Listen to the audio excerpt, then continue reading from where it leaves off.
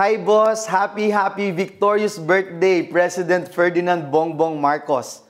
Mr. President, sa loob po ng mahigit isang taon mula po nang iluklok kayo ng taong bayan bilang 17th President of the Republic of the Philippines, napatunayan po ninyo ang inyong wagas na hangaring maglingkod ng tapat at mas mapaganda ang imahe ng Pilipinas, lalo na po sa international community. Saludo po kami sa inyo at maraming salamat po sa tiwala din ninyo sa buong Senado sa pag-ukit ng ating common legislative agenda at sa pagiging bukas po ninyo sa aming mga suhestyon kung paano pa natin mas mapapabuti ang kalagayan ng ating minamahal na bansang Pilipinas sa pamamagitan po ng paglikha ng mas maraming trabaho at mas magagandang trabaho.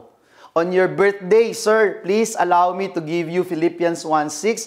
It says there, "The Lord our God, who started a good thing in you, He promised that He shall complete it until the day of the Lord Jesus Christ."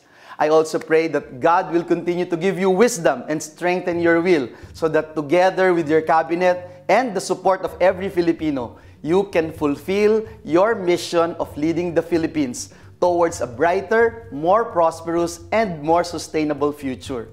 May you enjoy your special day, sir, with your family and loved ones, especially with our First Lady, our beloved First Lady Liza, and your sons, Congressman Sandro, Simon, and Vincent. Again, happy birthday, sir.